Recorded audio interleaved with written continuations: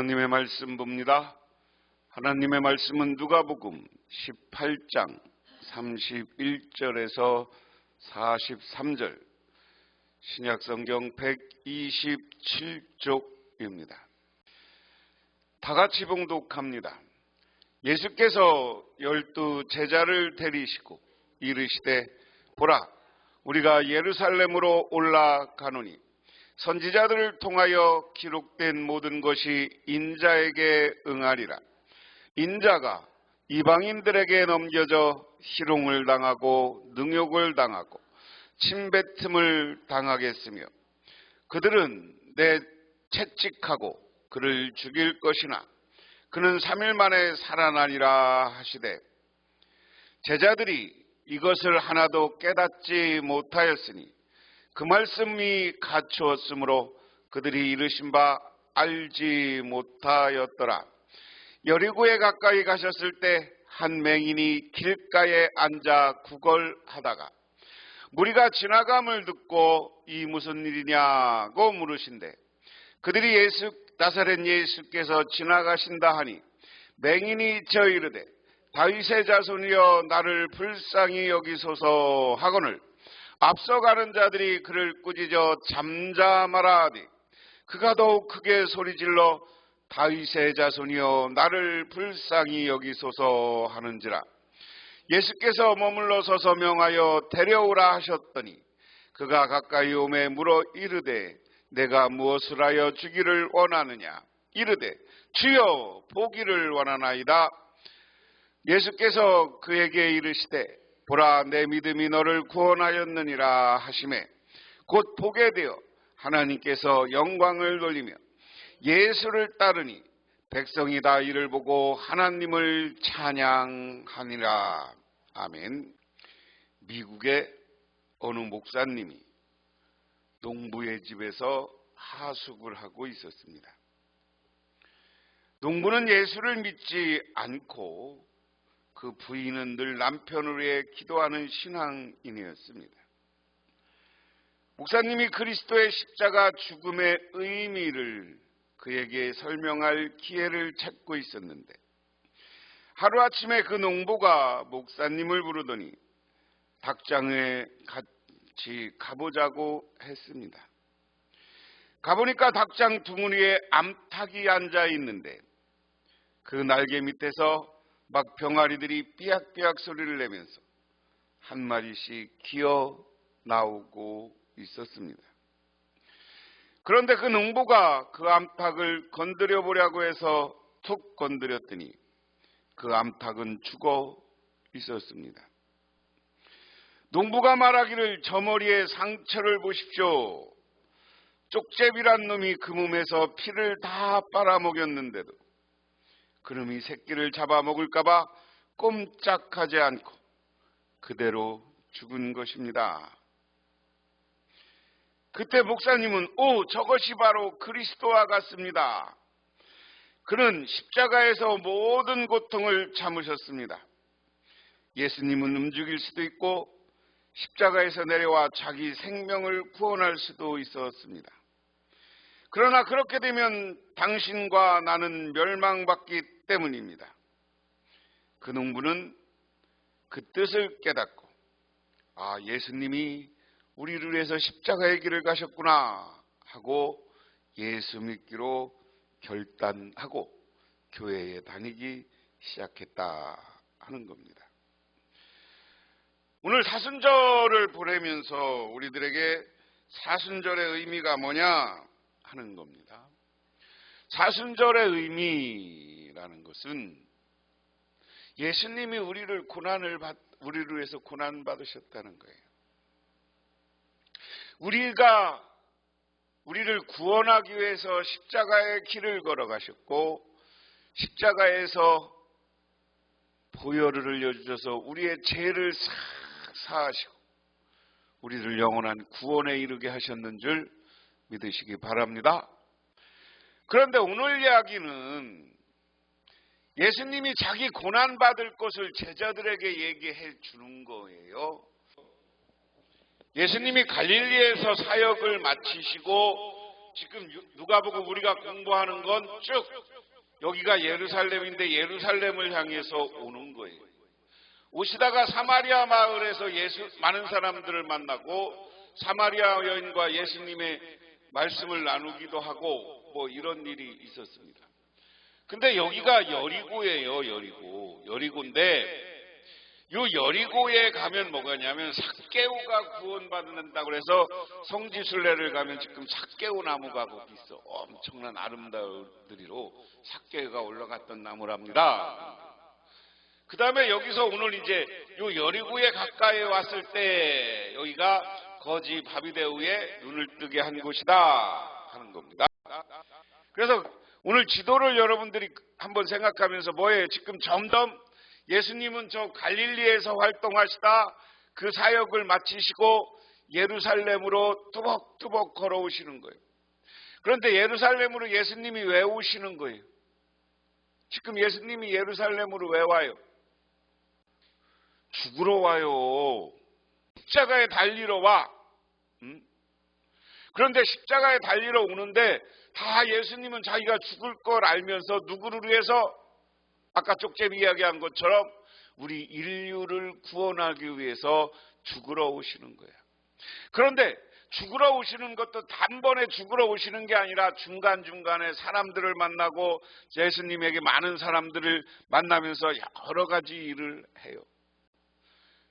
죽은 사람을 살리고 그리고 앞에 보면 과부 이야기, 바리새인 어린아이 이야기, 수없이 많은 이야기, 병자를 가르치기도 하고 그 다음에 많은 사람이 예루살렘으로 예수님이 오는 과정은 예수님의 비유의 말씀을 통해서 설교하는 이야기가 많아. 그러면서 중간에 그런 이야기들을 쭉 하면서 이제 예수님이 죽으러 온다. 근데 뭐 앞에 보면 쭉 여러 가지 예수님의 비유 예화나 이런 거를 통해서 하나님 나라를 설명하고 오늘 이야기는 뭐야? 야, 오늘 예수님이 진짜 오늘 한 절 한 절을 보면 예수님이 진짜 왜 예루살렘에 오는지를 오늘 말씀을 통해서 설명하는 거예요. 세번역 성경으로 보면 자 오늘 제목을 뭐라고 그랬습니까? 예수님이 죽을 것을 3번 예언하심. 죽을 걸 예언한 것뿐만 아니라 빠진 건 부활도 예언했어요. 그래서 예수께서 12제자를 곁에 불러놓으시고 그들에게 말씀하셨다. 보아라, 우리는 예루살렘으로 올라가고 있다. 인자를 두고 예언자들이 기록한 모든 일이 이루어질 것이다. 인자가 이방 사람들에게 넘어가고 조롱을 받고 모욕을 당하고 침뱉음을 당할 것이다. 그들은 채찍한 뒤에 그를 죽일 것이다. 그러나 그는 사흘째 되는 날에 살아날 것이다. 라고 이야기를 했습니다. 자, 예수님이 지금 내가 뭐라고 그랬어요? 예루살렘으로 오는 가정에 뭐 여러 가지 기적도 만들어내고 죽은 사람을 살리기도 하고 병자를 고치기도 하고 여러 가지 일을 하지만 주로 하나님 나라에 대한 이야기를 많이 했어요. 하나님 나라 이야기를 하면서 지난 성경의 핵심은 뭐냐? 이런 것을 찾는 예화가 제일 중요한 거예요. 하나님 나라는 누가 가느냐?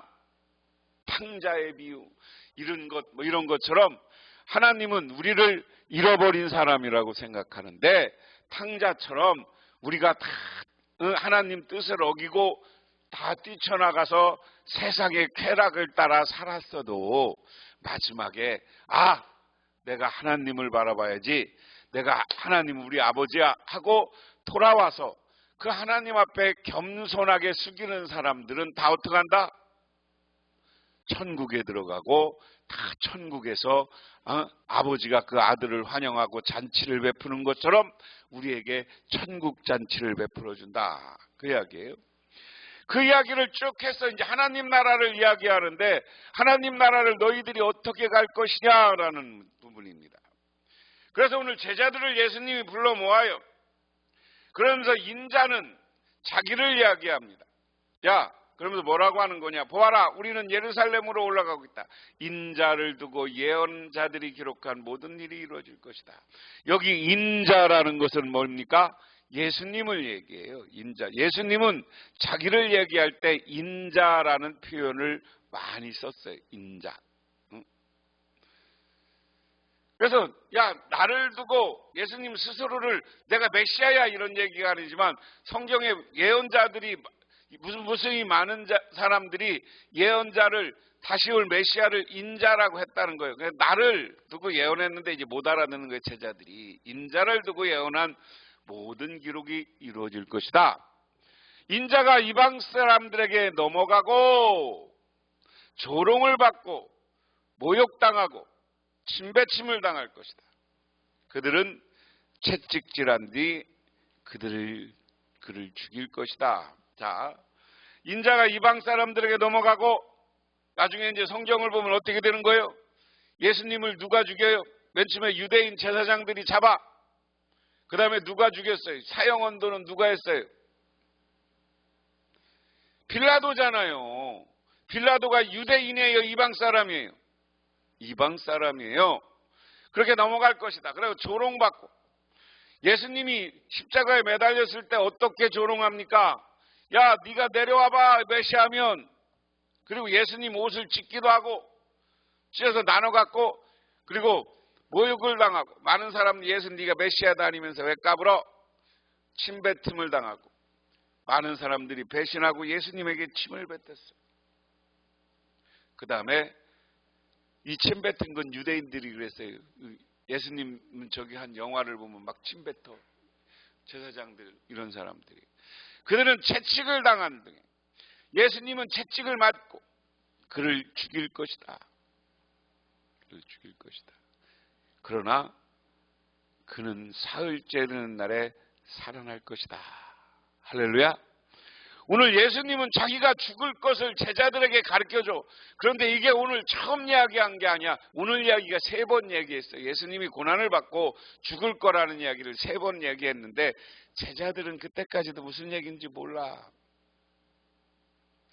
그런데 제자들은 이 말씀을 조금도 깨닫지 못하였다.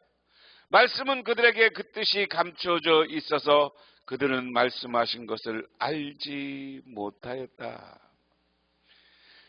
이것을 다시 한번 요약하면 뭐냐면 인자는 구약 성경에 나오는 모든 예언자들이 말한 메시아야. 메시아가 온 것에 대해서 많은 예언을 했어. 그게 완전히 이루어질 거야. 그리고 나는 이방 사람들에 넘겨지고 그리고 매 맞고 채찍 맞고 침배침을 당하고 죽을 거야. 그런데 3일 만에 부활할 거야. 여러분, 오늘 이 말씀은 우리 신앙의 핵심이 되어야 되는 거예요. 예수님은 이 땅에 오셔서 수많은 기적과 능력을 보여주시겠지만 제일 중요한 건 예수님이 십자가의 길을 묵묵히 가고 있다는 거예요.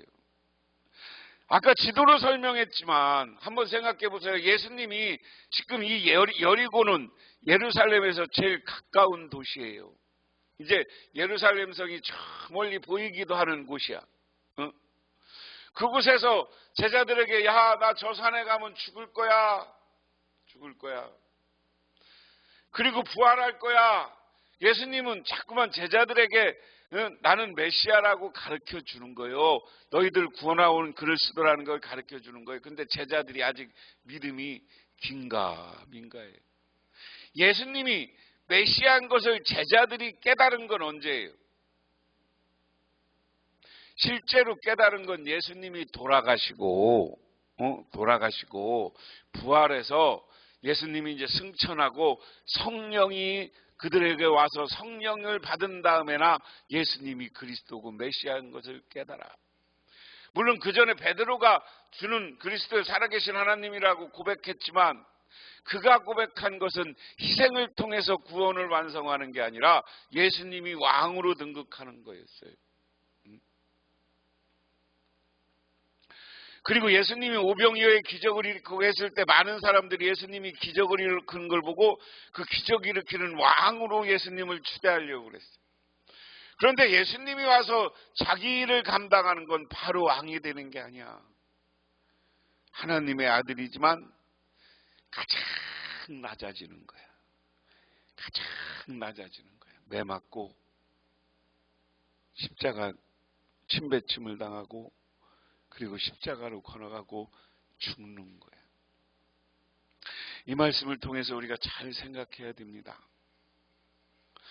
여러분이 진정한 가정의 평화나 행복과 교회가 하나님 나라를 이루려면 여러분들이 십자가를 매야 되는 거예요. 내가 철저히 희생해야 되는 거예요. 내가 희생하지 않으면 내가 자꾸만 나서면 거기에는 평화가 없어요. 평화가 없어요. 생각해 보세요. 잘 생각해 봐야 돼요. 그래서 여러분들이 정말 행복과 평화를 말하려면 내가 나를 낮추고 내가 죽는 자리까지 가야 행복해지는 거예요. 그래야 그때 다시 하나님이 놀라운 은혜와 은총을 내려주신다 하는 것을 믿으시기 바랍니다. 유명한 얘기가 있어요. 내가 귀찮은 것 같지만 안 되는 것 같지만 우리는 하나님이 나에게 맡겨준 짐을 지고 가야 되는 거예요. 하나님이 어떻게 대통령이었던 데오도 루즈벨트라는 사람이 있습니다. 이 루즈벨트라는 사람은 미국이 경제공황에서 나락으로 떨어졌을 때 미국을 1930년대 새롭게 일으키고 오늘날 미국 경제의 기본을 만들 강대국으로 만든 대통령이야. 근데 이분은 늘 근시였어요. 오늘날은 이 다초점 안경도 있지만 그때는 다초점 안경이 없는 거야.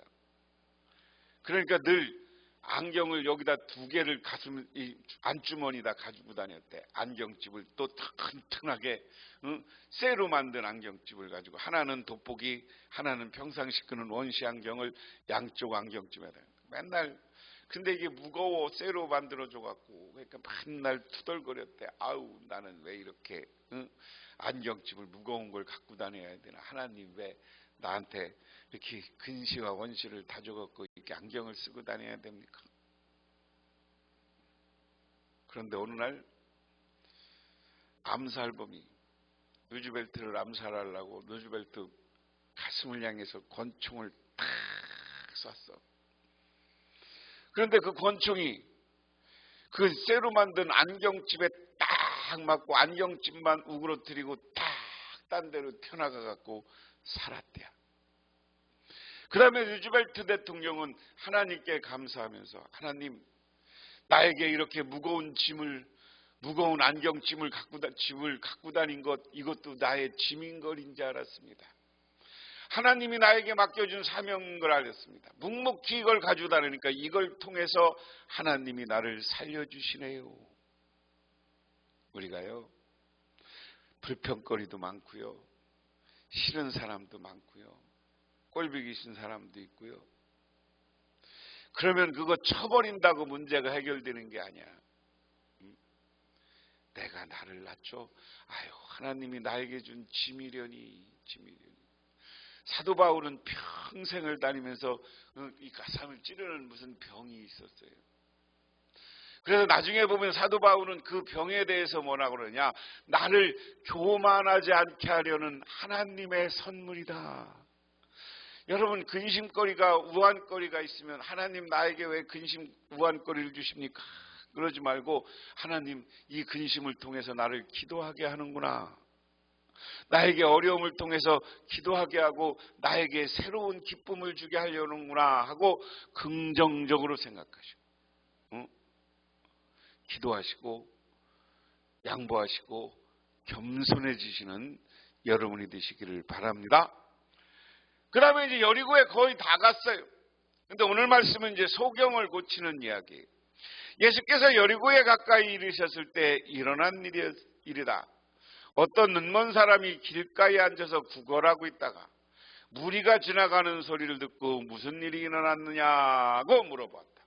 자, 이제 여리고성이 다 돼서 여리고성은 그 당시 이제 망했지만 나중에 여리고성이 재건돼 갖고 여리고성은 중요한 이스라엘의 성 도시가 된 거야. 그런데 도시로 가려면 길이 잘 뚫렸겠어요? 안 뚫렸겠어요? 그나마 길이 뚫린 거야. 길이 뚫리는데 예수님 혼자 다닌 게 아니었죠. 제가 여러분에게 늘 말씀드렸어요. 예수님은 어떻게 다녔느냐면 핵심에 예수님이 있다 그랬어요. 예수님. 그리고 예수님 주변에는 누가 있느냐? 늘 3명의 제자가 있어요. 베드로, 요한, 야곱. 요 위에는 누가 있냐? 12제자. 그 다음에 여기에는 누가 있냐? 70문도가 있어요. 70문도는 뭐야? 예수님이 나중에 복음을 전하고 70명을 짝을 지어서 보냈어요. 그리고 마지막에 누가 있느냐? 예수님을 따라다닌 무리가 있다 그랬습니다. 무리가. 이게 한 500명 정도로 얘기해요. 통상. 근데 그냥 이거 명수는 중요한 게 아니고 무리가 예수님을 따라다니는 무리가 있어. 거기에는 여자도 있었고 예수님에게 병 고친 사람들이 따라다니기도 하고 예수님을 존경하고 막 따라다니는 제자들이 있었고. 그러니까 예수님이 가는데 예수님 혼자 간 게 아니에요. 여기 말씀 보면 무리가 지나가는 소리를 들었다.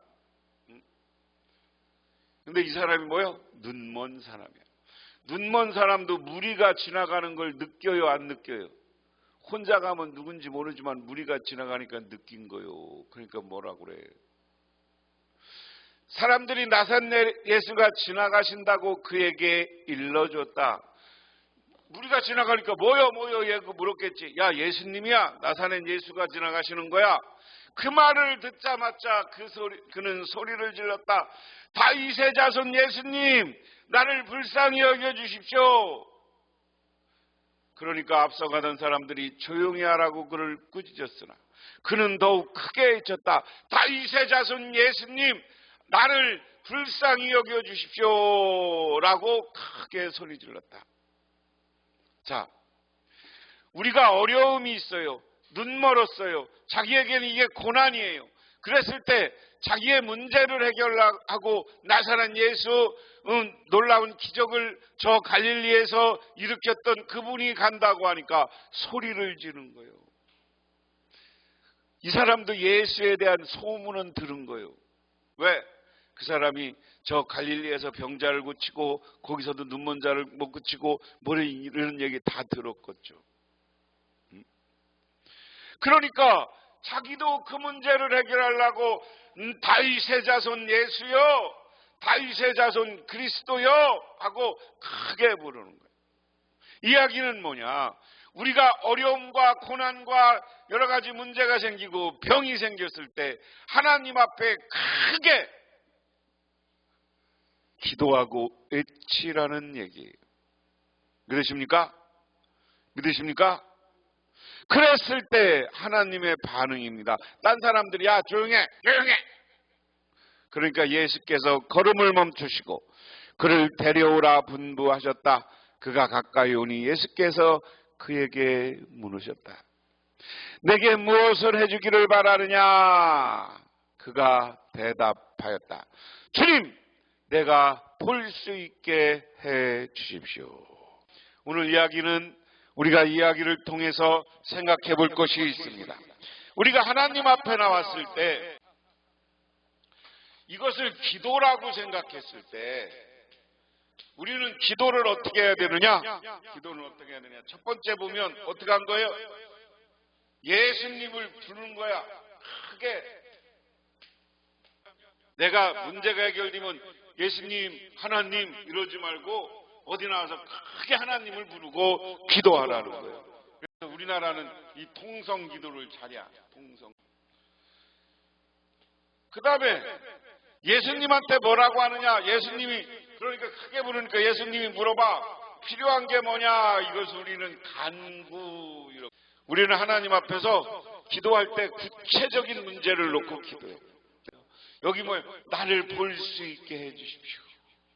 하고 구체적으로 이야기하는 거예요. 그러니까 예수님이 뭐라고 합니까? 예수께서 그에게 말씀하셨다. 눈을 떠라! 내 믿음이 너를 구원하였다. 여기 중요한 거예요. 이렇게 구체적으로 나를 볼 수 있게 해주십시오. 눈을 떠라. 그러면서 예수님이 하는 게 내 믿음이 너를 구원하였다. 하나님이 들어주실 줄 믿고 기도해야 돼. 하나님, 내가 기도하면 이 기도를 하나님이 응답해 주실 것이다라는 믿음을 가지시기를 주님의 이름으로 축원합니다. 그 다음에 중요한 거예요. 43절에 그러자 그런 걸 보게 되었다. 하나님께서 영광을 돌리시면서 예수를 따라갔다. 사람들은 이것을 보고 하나님을 찬양하였다. 그림으로 보는 장면입니다. 예수님이 뒤에 무리가 많이 가죠. 한 사람이 예수님 앞에 막 소리 질러서 필요한 게 뭐냐? 나 보게 해 주십시오 한 거야.